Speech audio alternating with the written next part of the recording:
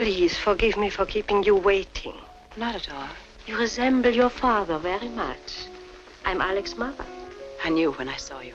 Alex has always admired you. Now at last I know why. You're very kind. You did not testify at your father's trial. We thought that unusual. He didn't want me to.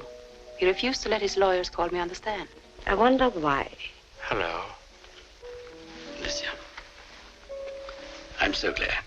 You met my mother? Yes, we just met. You didn't meet Alicia when we were in Washington 4 years ago, did you, Mother? I don't know where you were at the time. Alex, I think we should join our other guests. May I take your wrap?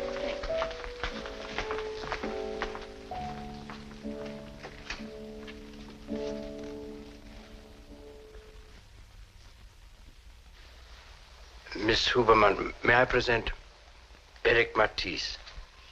How do you do? How do you do? William Rossner. How do you do? Very honored. Emil Hubka. How do you do? Delighted. And Mr. Nair. And Dr. Anderson. Dr. Anderson. Gives me great pleasure. Dr. Anderson is our guest of honor tonight. You mustn't bore Miss Huberman, Alex, with discourses on science. Not before dinner, anyway. Dinner is served, madame. Dr. Anderson, you will sit beside me over there. Eric, you will sit next to Miss Huberman. You have just come from Spain, Senora? A few weeks ago. It seems ages. Travel does not mean anything anymore. It goes so swift. One has the feeling of not going anywhere. I suppose we can expect rocket ships to be carrying us along the ocean very soon. We can expect many strange things. You good movie this afternoon, Eric? No, I was disappointed. Must have been a comedy. You know, Eric loves to go to the movies to cry. He's very sentimental. At each end before we get really swift and perfect travel. It takes nearly as long to go from the city to the airport as it does to cross the Atlantic.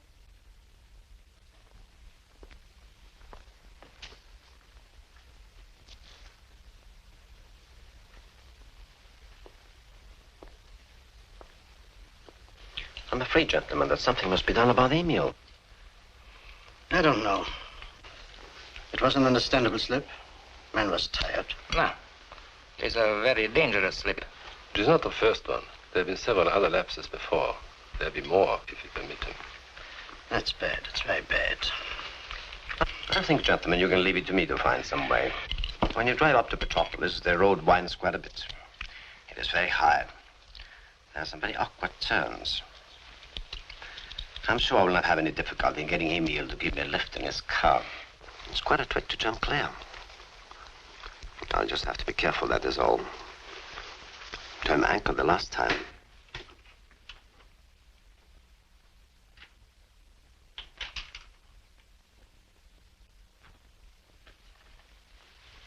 Madame says, will you join the others or will you take your coffee in here? Oh, I think we'll take coffee in here, I mean. I'm very sorry, gentlemen, to make such an exhibition. Nonsense. We all have nerves. You have been overworking. Don't you think so, Rossner? You need a rest. Your health is very important to us. Oh, that's very considerate. I am very tired. So now I think perhaps if you make my pardon to the ladies, Alex, for my leaving so early, then I think maybe, Emil, it would be better if I came with you. I think perhaps if you try to drive yourself all the way up to Petropolis, it might be too much for you. I shall drive you. No. That would be too much for you all that way. That's too much to ask. Nonsense. I'd love to go. Come on, Emil. Good night, gentlemen. Good night, Alex. I hope you feel better in the morning, Emil. Thank you. And I'm very sorry to make a scene before strangers. Very sorry. Thank you, Alex, for an excellent dinner. And please tell your mother for me that the dessert was superb.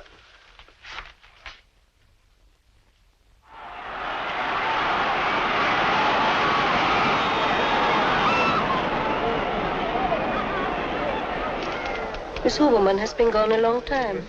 Mother, is it necessary for you to always address Alicia as Miss Huberman? I do wish you'd be a little more cordial to her. Really? I thought I was behaving very well.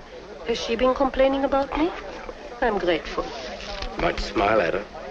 Wouldn't it be a little too much if we both grinned at her like idiots? Oh, please, Mother, I want to enjoy myself. Is it so boring to sit with me alone? Not at all, not at all.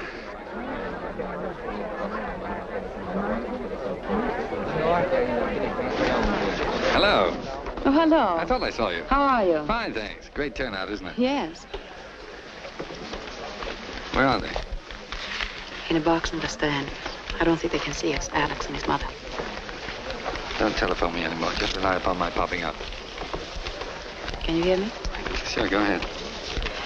Heard of Dr. Anderson? No. He's some kind of a scientist. Kind face, 60 years old, gray hair. Deep crease in the forehead. Tall or short? Short. No. Emil Hupke, heard of him? No. He made quite a scene about a wine bottle the other night. Didn't like the vintage? He seemed to think there was something else in the bottle. Was there? No. It was wine. We drank it. Has he pulled anything since? Haven't seen him since. Anything else? Nothing important. Just a minor item, but you may want it for the record. What is it? You can add Sebastian's name to my list of playmates.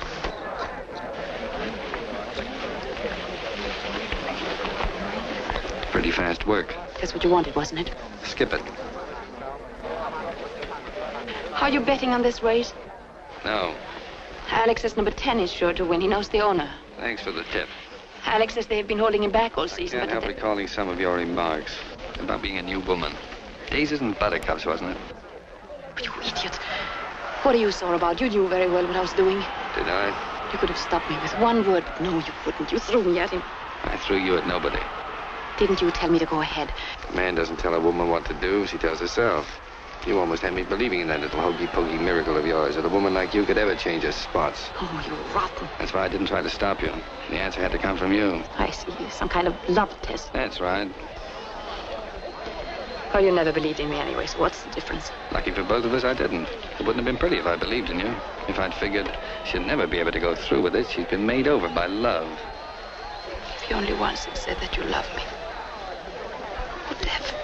Listen, you chalked up another boyfriend, that's all. No harm done. I hate you. There's no occasion to. You're doing good work. Number 10's out in front. Looks as if Sebastian knows how to pick 'em. Is that all you have to say to me?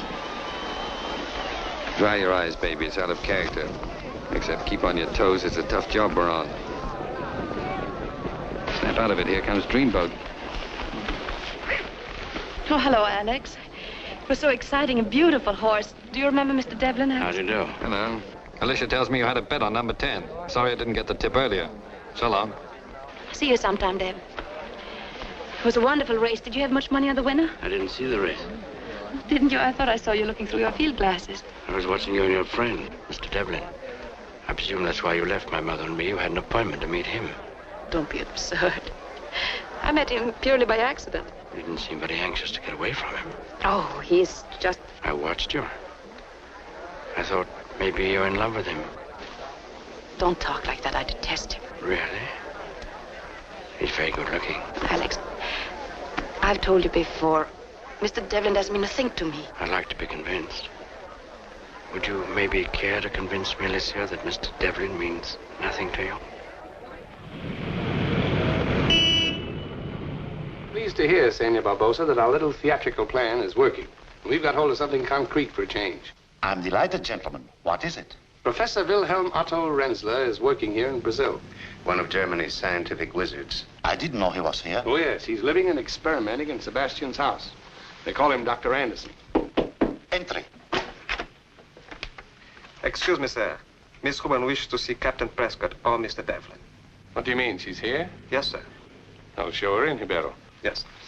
I don't like this. I don't like her coming here. She's had me worried for some time. A woman of that sort. What sort is that, Mr. Beardsley? Oh, I don't think any of us have any illusions about her character, have we, Devlin? Not at all, not the slightest. Miss Huberman is first, last, and always not a lady.